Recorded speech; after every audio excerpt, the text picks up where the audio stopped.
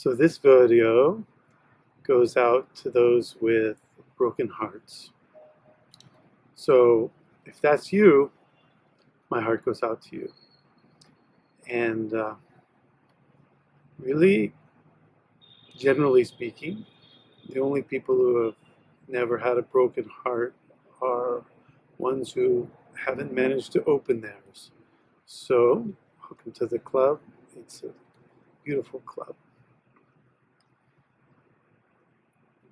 Having a broken heart is one of the most painful things.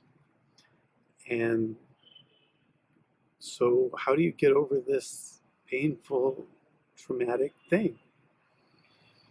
A lot of people resort to like coping mechanisms, like, just like eat until you're satiated, or alcohol, or the numbing drugs, so to numb the pain of this heartbreak. And this is just like putting your problems in a very expensive self-storage place. Someday you're going to have to pay the bill to put all this stuff away, and it's perishable stuff. So when you take it out of storage, it's been rotting a while. It may develop into a dysfunctional relationship, or repressed pain and suffering just festers into all kinds of negative experiences. So I want to encourage you to face this experience and go through it as open-heartedly as you can. Because the last thing you want, the other way to protect yourself, is to get hard and vow not to love and close your love off. This is a natural reaction, and maybe you do need to make a little cocoon for you to incubate in. This is different than closing off your heart. And be mindful of that difference. The idea is to emerge from brokenheartedness with an open, clear heart. And the first thing to face about this is it's going to hurt.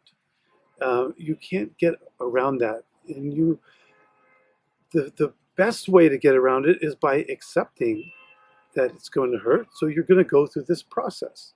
And by not resisting the process, you're not fighting that you're in pain. You're going to suffer some. And different parts of you are going to go through this at different speeds. Your mind might very well know, this person was not good for you, it wasn't a match, you wanted different things, whatever, wasn't a trustworthy person, whatever. You might understand why this relationship needed to end. And understanding it doesn't change this pain that much.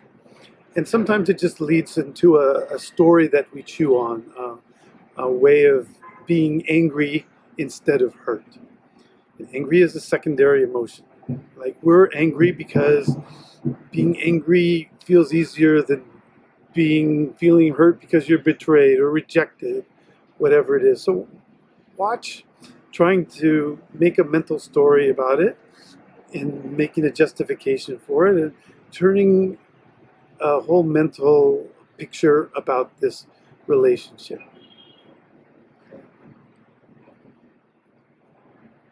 Part of this mental and emotional reaction is sometimes we want to demonize the source of our pain, right? All of a sudden, this person that you loved and maybe understood their human weaknesses as well, or maybe you didn't, but now you do. This person we used to love, now we're going to hate. This is just a protective and reactive mechanism. Don't make a hatred story. Just let it be. The other person is the other person. This is happening to you, and chewing on the story is just a way of making yourself suffer and throwing up and swallowing it again. It's not helping. But I'm not saying not to feel it. Feel it on the emotional level. Listen to sad music, cry. emote, feel. The feeling doesn't mean having a story about it, like crying, oh, poor me, woe is me. Just feel. Let the feelings go through, purge, go through catharsis, whatever it takes. Feel until the charge has elapsed. And know that some parts of this healing will take time. Different parts of us deal with this at a different speed. There's an energetic life force aspect of separating in a relationship. Consciously or not, we share energy with somebody. Like, I'm a man, I have a certain energy, I have a certain character of my energy, whether earthy or airy, whatever. And whoever I might be close to, it's oftentimes going to be a complement to that polarity, very feminine or watery, something. We start sharing energy. I'm used to having somebody's energy as part of mine, and they're used to having their energy as part of theirs. And we live in this symbiosis with each other. We're used to having somebody else's energy in us, and that's part of our new way of being. And the longer you get used to this, the more when it gets separated, if the energy gets cut off, then it's like a wound, only it's a wound on the energy level, a psychic level, where all of a sudden what you're used to living within is not with you anymore, and you have to be incomplete, and your body has to rewire the way it uses its life force energy to be on its own. So it can be very tempting for some people to just go get in another relationship, because then you're sharing energy with someone again and you're sort of like complete again, if it works. But a lot of times the universe will make us stew in our lessons, and running after just another relationship will wind up sticking us in a repeating pattern of pain and the same dysfunction happening again. And it doesn't give us a chance to heal and offer our real self to whoever we're going to share so intimately with. So maybe it's a good idea to go through this healing process before getting in another relationship. You know, doesn't mean you can't snuggle with your friends and be close to people.